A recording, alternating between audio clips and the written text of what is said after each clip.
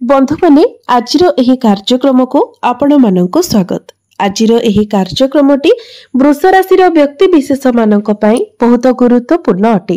कारण आजिर एही वीडियो रे आमे माने जानिबा जे वृष राशि व्यक्ति विशेष मानक पई अगस्त 2025 किपरि रहिबो।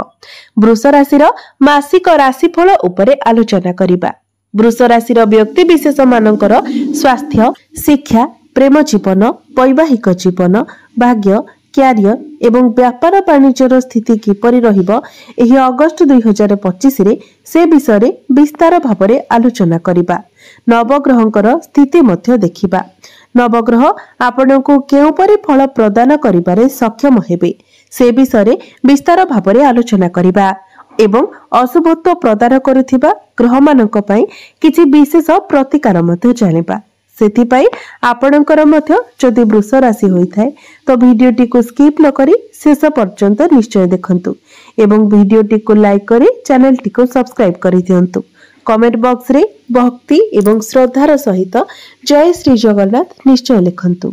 तो बंधु माने आसंतु आरंभ करिबा आजिर एही कार्यक्रम को जहा आपणकर जन्म राशि तथा चंद्र राशि उपरे आधारित अटे। तेबे राशि चक्रर 12 गोटी राशि मध्यरु द्वितीय राशि हेउची वृष राशि एवं वृष राशिर राष्ट्राधिपति हेउछंती शुक्र। तेबे बंधु माने अगस्त मास आरंभ रे आपणक कुंडलीर द्वितीय भावरे विराजमान अछंती गुरु एवं शुक्र, तृतीय भावरे विराजमान अछंती बुध एवं सूर्य, चतुर्थ भावरे विराजमान अछंती केतु, पंचम भावरे विराजमान अछंती मंगल, दशम भावरे विराजमान अछंती राहु एवं आपणकर एकादश भावरे विराजमान अछंती शनि। तो सर्वप्रथम आसंतु जानि नेबा आपणकर स्वास्थ्य किपरि रहिबो एही अगस्त 2025 रे। तेबे बंधु माने कुंडलीर प्रथम भावटी होइथाय आपणकर स्वास्थ्यर भाव, इम्युनिटी सिस्टमर भाव एवं आपणक प्रथम भावर अधिपति हेउछंती शुक्र। शुक्र आपणकर द्वितीय भावरे विराजमान अछंती। तेबे शुक्र निजर शत्रु बृहस्पतिଙ୍କ सहित विराजमान अछंती। तो बंधु माने इम्युनिटी सिस्टम आपणकर भल रहिबो, स्वास्थ्य मध्ये भल रहिबो। किंतु बुध जेहेतु आपणकर तृतीय भावरे अछंती, बुध हेउछंती चर्मर कारक ग्रह। तेनु आपण निज त्वचार टिके जत्न नियंतु कारण एही समय स्किन रिलेटेड प्रॉब्लम टिके देखाते पारे, एलर्जी, इन्फेक्शन भली समस्या देखाते पारे। एबे आसंतु जानिबा आपणकर शिक्षा क्षेत्र किपरि रहिबो एही अगस्त 2025 रे। तो बंधु माने कुंडलीर पंचम भावटी होइथाय शिक्षार भाव। आपणक पंचम भावर अधिपति हेउछंती बुध। बुध आपणकर तृतीय भावरे विराजमान अछंती। तो एही अगस्त मासरे आपणकर पाठ पढ़ार स्थिति एवरेज रहिबो, बहुत भल नुहे किंबा बहुत खराब मध्य नुहे। तेबे 15-16 अगस्त परे आपणकर पाठ पढ़ार स्थिति अधिक भल रहिबो। जदि आपणकर किछि एग्जाम अछि, आपण किछि सरकारी चाकरी पई प्रिपेयर हेउछंती तो 15-16 अगस्त परे आपणक पई समय अधिक भल रहिबो। तेणु पाठ पढ़ा रिलेटेड जदि आपण किछि डिसीजन नेबा पई चाहुछंती, किछि स्टेप नेबा पई चाहुछंती तो 15 अगस्त परे कले आपणक पई समय बहुत भल रहिबो। एबे आसंतु जानिबा आपणकर प्रेम जीवन किपरि रहिबो एही अगस्त 2025 रे। तो बंधु माने कुंडलीर पंचम भावटी आपणकर शिक्षार भाव हेबा सहित पंचम भावटी मध्ये होइथाय आपणकर प्रेम जीवनर भाव एवं संतानर भाव। तो आपणक पंचम भावर अधिपति हेउछंती बुध।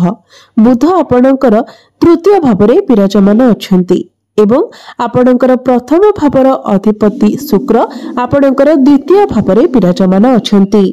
तेबे आपणकर बाणी आकर्षणीय हेबो।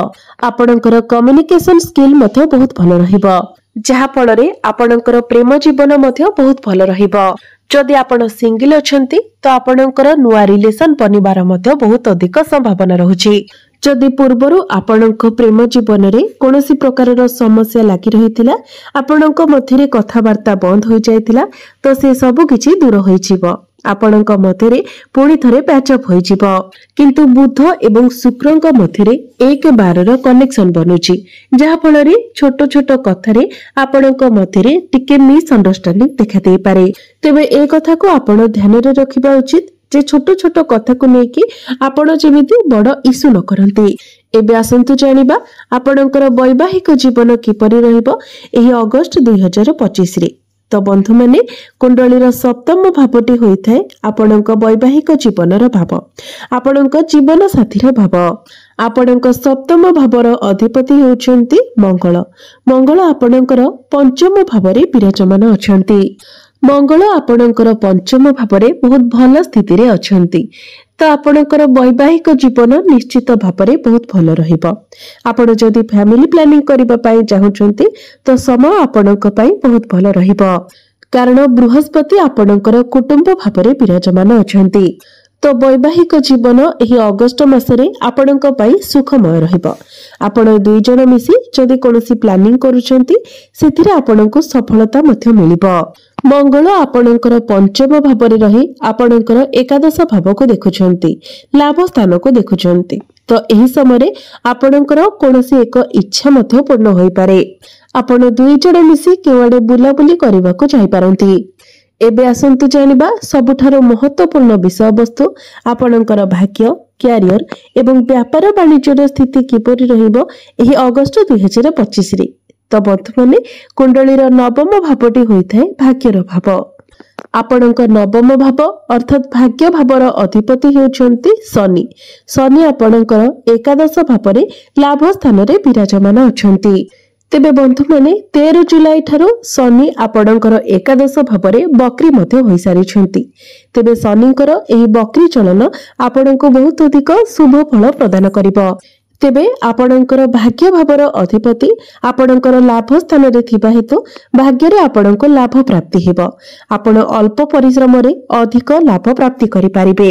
एही समय रे आपण बड़ किछि करि पारंती। किछि नुआ योजना आपणकर मन को आसी पारे। आपण जदि किछि बड़ जिनिस किणाकिणी करबाको चाहुचंती, कोनोसी बड़ कार्यर आरंभ करबा पई चाहुचंती, किछि बड़ इन्वेस्टमेंट करबा पई चाहुचंती, आपणकर कोनोसी मीटिंग किबा डील रहिछि तो प्रत्येक क्षेत्र रे आपणको सफलता मिलिबो।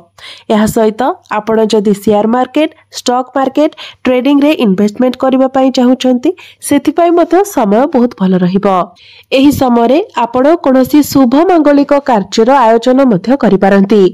17 अगस्त को सूर्य मध्य आपणकर चतुर्थ भाव को चली आसीबे। तो आपण जदि कोनोसी प्रॉपर्टी रे डील करबा पई चाहुचंती, आपणकर एपरि किछि प्लानिंग रहिछि तो निश्चित भाबरे आपण सेगुडी को करि नियंतु, कारण ए सबरे आपणको लाभ मिलिबो।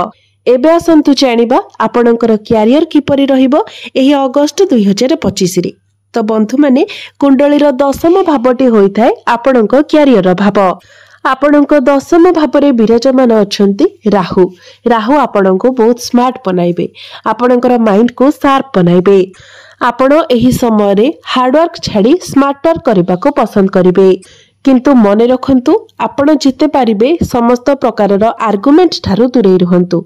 जेउठारे आर्गुमेंट हेउथिबो सेठारो आपण दूर रे रहिबा पई चेष्टा करंतु एवं निज आडो भूले मध्ये कोनोसी आर्गुमेंट सृष्टि करंतु नाही, कारण राहु दशम भावरे व्यक्ति को अधिक ओवर स्मार्ट करि देइथांती, दरकार ठारू अधिक स्मार्ट बनाई थांती, जहा फल रे आपण आर्गुमेंट करिथांती। किंतु आपणको ए सबुरे नियंत्रण रखिबार अछि। शनि मध्य आपणकर बकरी होई सारिछंती। तो काम कार्य को नेकी आपण बहुत मैच्योर रहिबे। आपणकर जदि किछि टार्गेट बेस काम रहिछि तो टार्गेट मध्य आपणकर कंप्लीट होई जिवो। जदि आपण किछि परिवर्तन विषय चिंता करूछंती तो आपणकर परिवर्तन हेबार मध्य संभावना रहुछि। राहु आपणकर दशम भावरे मित्र राशि रे विराजमान अछंती, जहा फल रे राहु आपणको अधिक शुभ फल प्रदान करिवे। जो माने पॉलिटिकल क्षेत्र रे अछंती सेमाननको बहुत अधिक सफलता मिलिबो। चाकरी क्षेत्र रे आपणकर प्रमोशन हेबार मध्य बहुत अधिक संभावना रहुछि एवं जो मानक निकट रे कोनोसी चाकरी नाही तो 17 अगस्त परे आपणको चाकरी मिलिबार मध्य बहुत अधिक संभावना रहुछि। तेनु आपण निज तरफरु चेष्टा जारी रखंतु। एबे आसंतु जानिबा आपणकर व्यापार वाणिज्य किपरि रहिबो एही अगस्त 2025 रे। तो बिजनेस आपणकर एही अगस्त मासरे एवरेज रहिबो, बहुत बेसी भलो नहे किबा बहुत बेसी खराब नहे। 60 रु 70% बिजनेस आपणकर भलो रहिबो। गुरु आपणकर धन स्थान रे थिबा हेतु आपणकर अधिक धन उपार्जन हेबो, किंतु बुध आपणकर तृतीय भाव रे थिबा हेतु आपणकर खर्च मध्य बढ़ि जिवो। तो एबे आसंतु जानिनेबा किछि प्रतिकार विषय रे जो प्रतिकार गुड़िक करबा द्वारा आपणको अधिक मात्रा रे शुभ फल प्राप्ति हेबो एवं जहा किछि अशुभत्व रहउछि से गुड़िक खंडन होई जिवो। तो सेथि पई आपण प्रत्येक दिन शुक्रंकर बीज मंत्र 108 थर जप करंतु। प्रत्येक दिन आपण हनुमान चालीसार पाठ करंतु। प्रत्येक दिन गायत्री मंत्रर मध्य पाठ करंतु एवं प्रत्येक दिन आपण उदित सूर्य को तंबा पात्र रे जलार्घ्य अर्पण करंतु। निश्चित भाव में समस्त अशुभत्व गुड़िक खंडन होई आपणको अधिक मात्रा रे शुभ फल प्राप्ति हेबो। तो बंधु माने आपणकर जीवन मंगलमय हेउ एहा ही ईश्वरक निकट रे मोर प्रार्थना।